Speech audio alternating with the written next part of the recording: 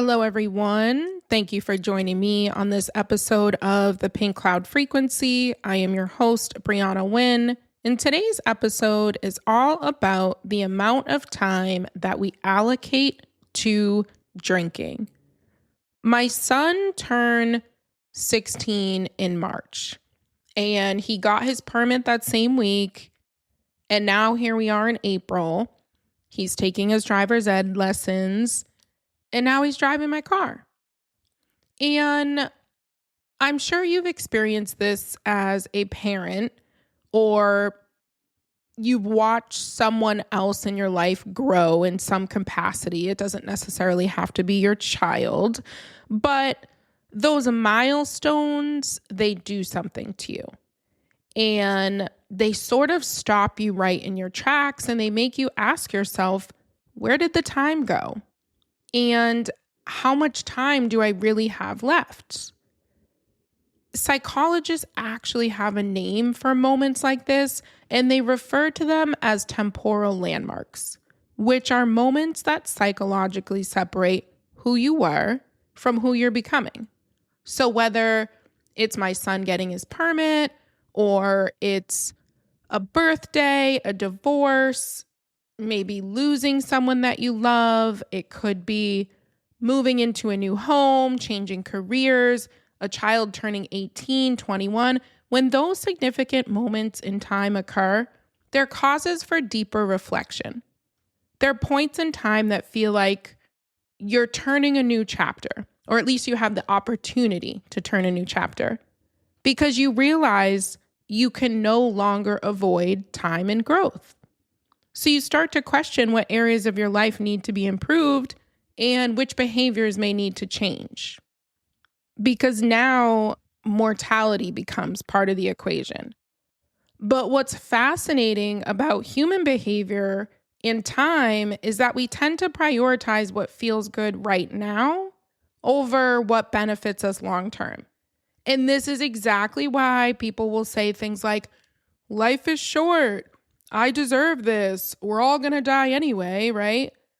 Because people would rather justify harmful short-term behaviors, whether it's alcohol or smoking or an unhealthy diet.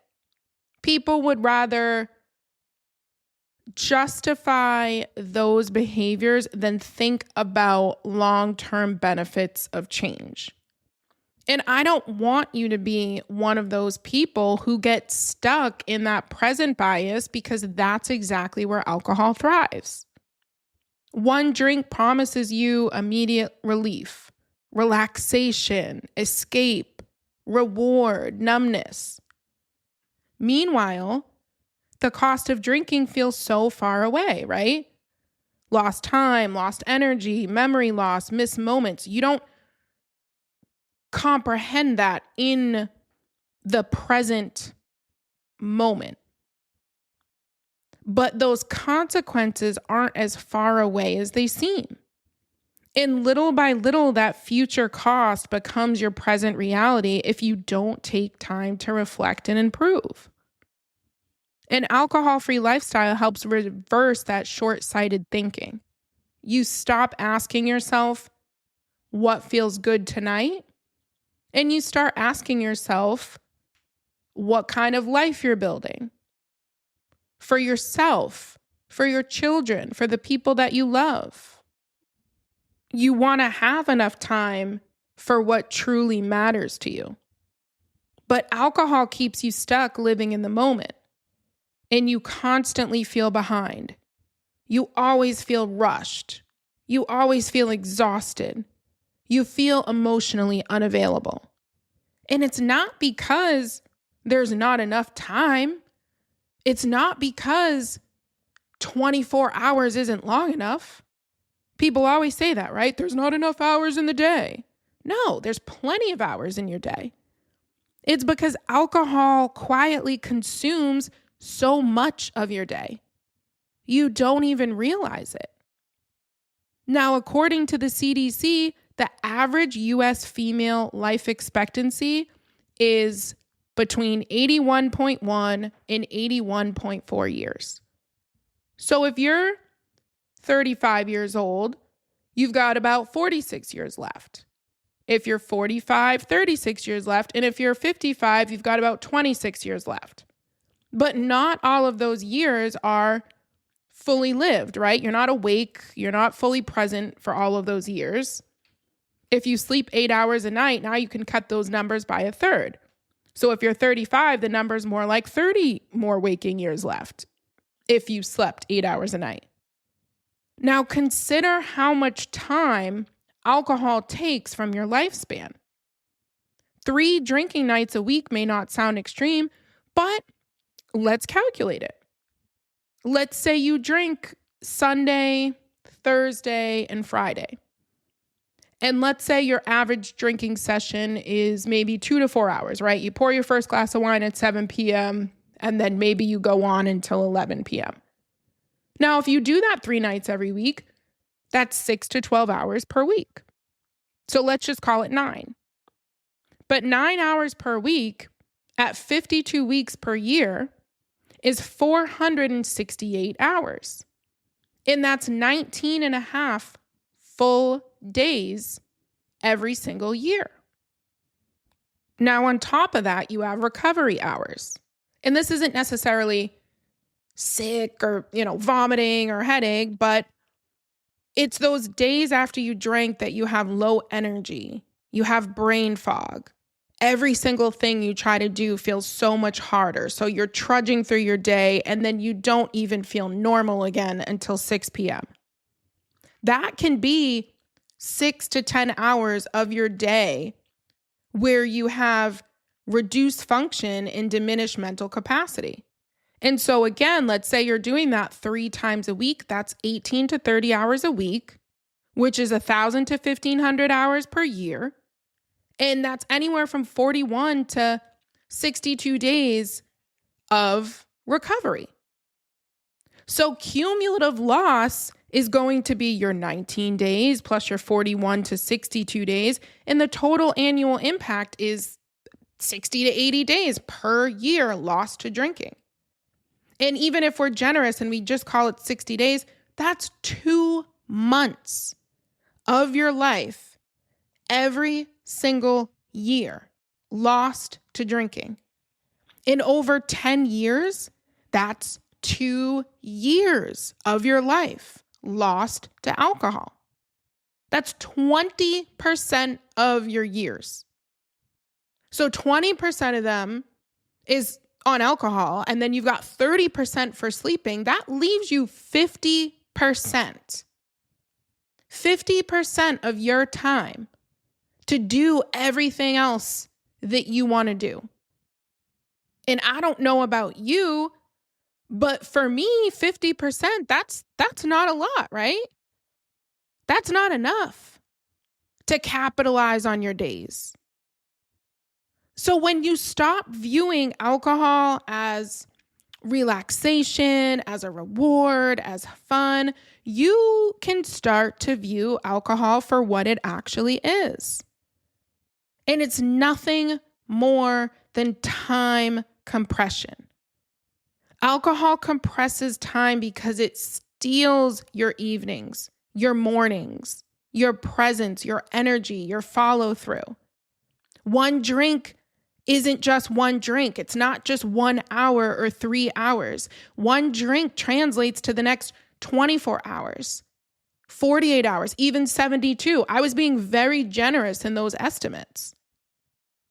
But the beautiful thing about sobriety is the 24 hours that you get back, that starts to feel like a 36-hour day because now you have your full 24-hour day. Yes, you're still going to sleep, of course, but now your day that used to feel like, oh my God, there's not enough hours a day. Not only do you feel like you have your full 24, but now it feels like you have a 36-hour day because you're not just getting the time not spent drinking, but now you're getting the cognitive clarity. When you wake up clear every single morning, you're gaining usable hours in your day because you're not recovering, because you don't have brain fog. So now your brain is fully available to you. Your intellect is 100% tapped in. So your decisions feel easier. You remember things more clearly. You follow through on what you said you were going to do. In that to-do list that you have for yourself, it becomes a whole lot easier. You're not pushing anything off until tomorrow because you can do it today. So imagine the difference of, let's say, waking up hungover on a Sunday, right? And now you're dragging yourself through your morning and through your day. But when you're alcohol free, you wake up Sunday morning, you wake up early, you're well rested. Everyone else in your home is still asleep, so you're able to drink your coffee slowly. Maybe you walk or you meditate or you stretch, but you do that while it's still quiet. So you're able to breathe. You feel rejuvenated because you've gotten that quiet time for yourself, that solitude. So now you've started your day that way, and then now you continue going on. You prepare your dinner. Let's say you've got dinner in the crock pot by 10 a.m. And suddenly your entire day, it feels different because you're not rushed. You're not depleted. You feel capable. So when you remove alcohol from your life, you become someone who expands time. And that time expansion allows you to focus on your career, your caregiving, your parenting, your relationships, and your household responsibilities. And you can do all that without feeling drained or exhausted. As moms, we oftentimes chalk up our exhaustion to all of our responsibilities, right? We just said, it's like, oh, we're so busy, we're going here, we're going there, we're doing this, we're doing that. And what we don't realize is we actually have within us all of the energy that we need to get through a full day balanced. When you remove alcohol, you realize that your energy doesn't just crash at 12 p.m. or 5 p.m. We're not seeking anything outside of us to maintain our energy levels. Like we don't need 2 or 3 coffees. We don't need energy drinks. It's like we are able to sustain in our natural state. And that's something you don't realize when you're still in the thick of drinking alcohol. And if I were still drinking and my son asked me to drive the car or go next door in the parking lot and, drive a little bit, take some lessons, I would most likely create all these little excuses for why we should wait until tomorrow. Or I would agree to it and say, okay, yeah, but then I would be exhausted and I wouldn't be fully present. And I wouldn't be able to fully experience that joy with him. And that realization, whenever I have those realizations, they encourage me. Those temporal landmarks, they reinforce why you make this decision in the first place. And for me, alcohol used to consume my life in measurable amounts of time. And now I've gotten that all back and more. One day, my son isn't going to need my car. He's not going to need me in the same ways that he does now.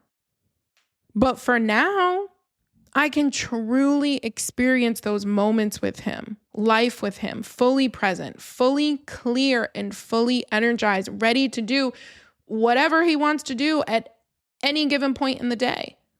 I don't have to create excuses about why not.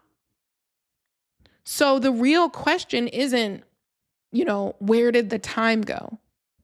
The real question you should be asking yourself is, were you truly there for it?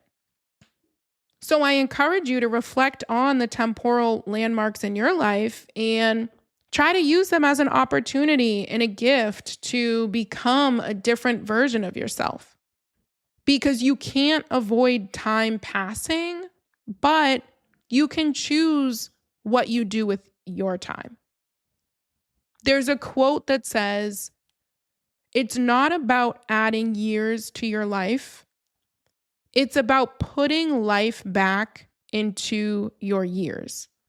And that's exactly what an alcohol-free life gives you. So for your reflection, I encourage you to calculate your reclaimed time.